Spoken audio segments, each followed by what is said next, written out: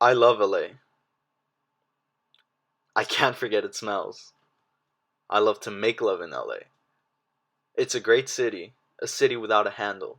The world's most mixed metropolis of intolerance and divisions. How I love it, how I hate it. Suit Suit riots can't stay away. City of hungers, city of angers. Ruben Salazar, Rodney King, I'd like to kick its face in. Bone City, dried blood on walls, wildfires, taunting dove whales, car fumes and oil derricks, water thievery with every industry possible, and still a one industry town, lined by those majestic palm trees, and like its people, with solid roots, supple trunks, resilient. Resilient. A poem by Luis Rodriguez. Imagine a city full of lights. A city where abundance and lavishness spread across. A city where dreams can come true. A city where dreams can come true.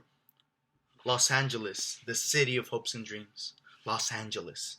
There is an area in Los Angeles where people that once had dreams and hopes come with their sorrow, anguish, and pain. Sorrow, anguish, and pain.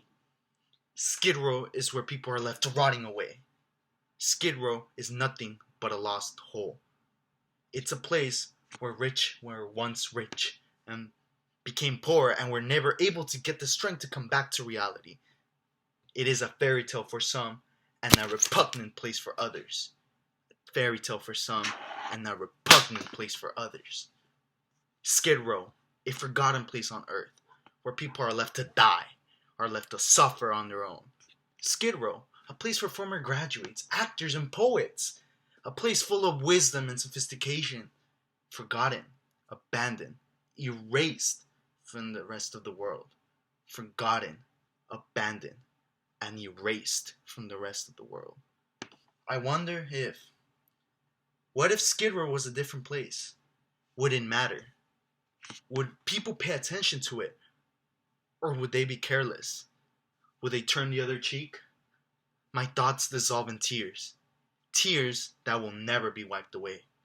I share the tears of the people living in Skid Row. The hopes and dreams that once were there, and now are lost in time.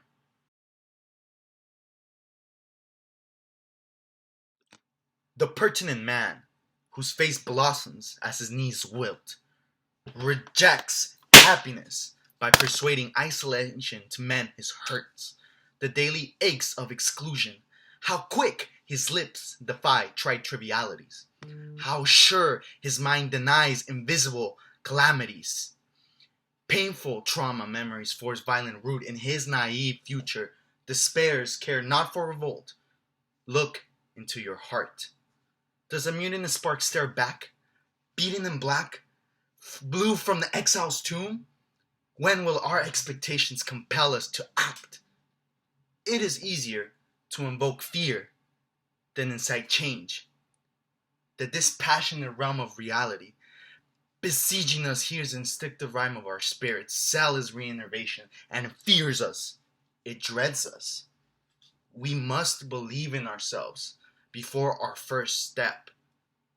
Before we slay our monsters with sharpened fears of light, lest we stumble, we crumble, and plummet in ruptured discord. Better to bear the burden of truth than the fallacy of fettered sight. A number. A number. A number is all that's left to ourselves. Do we give up our dignity and life over our simple mistakes?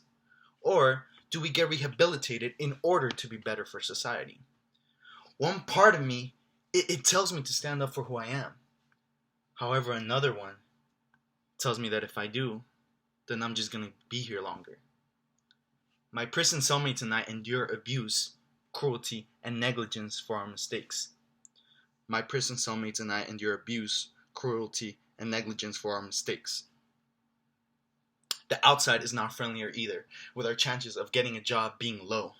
In addition, the mass incarceration that's happening in California, in Los Angeles, all over the nation, is prevalent. And sometimes I feel like I'm just a number. So what are we really? Los Angeles is a beautiful city. Beautiful waves, beautiful skyline, and beautiful people. However, a lot of this gets lost in the grit of Los Angeles, whether that's the homelessness issue, oppression, and just all outright racism. It still happens, and it's something that is a big issue in modern America. However, Los Angeles is beautiful because I feel like it represents all of us. Without all of us, me, you, our teachers, our classmates, your neighbors, there would be no Los Angeles. There would be no diverse community like us. And to be happy in Los Angeles, it's really subjective because I feel like Los Angeles is beautiful because it gave me a home. I'm an immigrant, so I left Ecuador when I was 10 years old. And I made this my new home. And even though the culture shock was pretty intense, I loved it.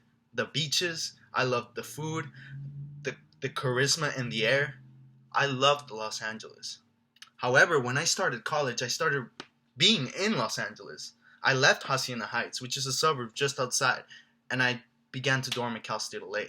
And I still live in Los Angeles, deep in Los Angeles. And being here, I'm able to really see what's going on.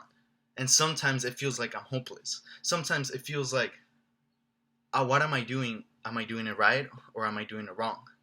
However, that's what being in LA is about. People fly from all over the world and all over the states to come here and start their own journeys.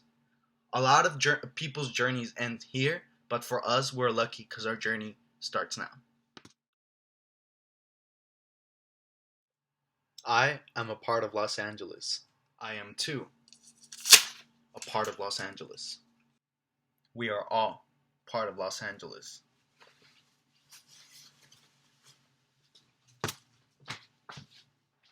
As you can see, my friends, we are all a part of Los Angeles.